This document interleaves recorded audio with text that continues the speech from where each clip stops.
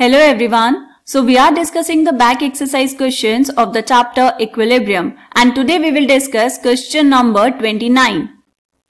So here the question is, describe the effect of addition of H2, addition of CH3OH, removal of CO, removal of CH3OH on the equilibrium of the reaction. तो यहाँ पर आपको एक reaction given है बेटा और पूछ रहा है कि अगर आप यहाँ पे रिएक्टेंट या प्रोडक्ट्स को ऐड या फिर रिमूव करेंगे तो इक्विलिब्रियम पर क्या इफेक्ट पड़ेगा। ये क्वेश्चन डायरेक्टली आपको दिया गया है फ्रॉम द टॉपिक ली-चार्टियर्स प्रिंसिपल। ठीक है, तो आपके एनसीईआरटी में देखते हैं कि क्या लिखा है, उसके बाद यहाँ पर आके क्वेश्चन सॉल्व करेंगे। देखो बेटा, जब भी आप किसी इक्विलिब्रियम को डिस्टर्ब करते हैं बाय चेंजिंग एनी फैक्टर जिस पर इक्विलिब्रियम डिपेंड करता है, जैसे कॉन्सेंट्रेशन, प्रेशर, वॉल्यूम, टेम्परेचर, तो क्या होता है, रिएक्शन प्रोसीड करती है उस डायरेक्शन में जिस डायरेक्शन में उस इफेक्ट को क्या किया जा सके बेटा, बैलेंस किया जा सके। ठीक, तो यहां पर हम देखेंगे effect of concentration change. In general, when equilibrium is disturbed by the addition or removal of any reactant or product, Lee-Chartier's principle predicts that. क्या कहता है बेटा Lee-Chartier's principle? The concentration stress of an added reactant or product is relieved by net reaction in the direction that consumes the added substance.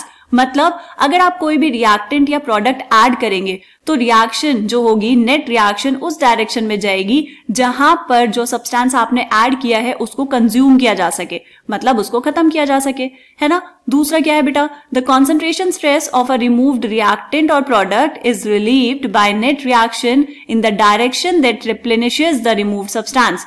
मतलब अगर आपने क्या किया, reactant या प्रोडक्ट को रिमूव किया तो क्या होगा, नेट रिएक्शन उस डायरेक्शन में जाएगी जहां पर उस सब्सटेंस को वापस से बनाया जा सके, रिप्लेनिश किया जा सके। ठीक है, और in other words, when the concentration of any of the reactants or products in a reaction at equilibrium is changed, the composition of the equilibrium mixture changes so as to minimize the effect of concentration change. Reaction उस direction में जाती है या फिर हम कहेंगे equilibrium mixture का composition इस तरह से चेंज होगा कि उस कॉन्सेंट्रेशन चेंज को मिनिमाइज किया जा सके जो आपने किया है। बात समझ आई बेटा। अब देखो यहाँ पर इस रिएक्शन में रिएक्शन क्या गिवन है आपको, यहाँ पर लिख लेंगे एक बार, twice of H2 gas plus CO gas will give you CH3OH gas. ठीक है, ए पार्ट चेक करो। ए पार्ट है एडिशन ऑफ H2। आपने क्या किया बेटा, H2 ऐड कर दिया। यहां पर लिखेंगे ए पार्ट में आपने H2 अगर ऐड किया बेटा तो H2 की कॉन्सेंट्रेशन इंक्रीज करेगी, तो अब रिएक्शन उस डायरेक्शन में जाएगी जहां पर इस अमाउंट को जो आपने ऐड किया है उसको खर्च किया जा सके। तो H2 कंज्यूम कैसे होगा बेटा, जब रिएक्शन फॉरवर्ड डायरेक्शन में जाएगी, है ना। ज्यादा प्रोडक्ट्स बनेंगे तो H2 की कॉन्सेंट्रेशन वापस से कम हो जाएगी। तो ए पार्ट का आंसर क्या हो जाएगा बेटा, जब आप इसमें H2 ऐड करेंगे तो रिएक्शन शिफ्ट होगी फॉरवर्ड डायरेक्शन में। क्या ये बात समझ आ गई हमें? और ये आंसर हम लिखते हैं यहां पर क्वेश्चन के सामने। रिएक्शन कहां जाएगी बेटा, फॉरवर्ड डायरेक्शन में। ओके, बी पार्ट क्या है बेटा, एडिशन ऑफ CH3OH। अब आपने क्या किया, CH3OH को ऐड किया, मतलब अब आपने यहां पर प्रोडक्ट ऐड किया है। तो जब CH3OH की कॉन्सेंट्रेशन बढ़ेगी तो रिएक्शन किस तरफ जाएगी बेटा, जहां पर इसको कंज्यूम किया जा सके, मतलब रिएक्शन जाएगी बैकवर्ड डायरेक्शन में। जैसे ही आप CH3OH ऐड करोगे रिएक्शन बैकवर्ड डायरेक्शन में प्रोसीड कर जाएगी। ठीक है बेटा, तो सेकेंड पार्ट का आंसर क्या हो जाएगा, बी पार्ट का, रिएक्शन मूव करेगी बैकवर्ड डायरेक्शन में। क्लियर। सी पार्ट चेक करो, removal of CO। C part में आपने क्या किया बेटा, CO को रिमूव किया। CO क्या है, रिएक्टेंट।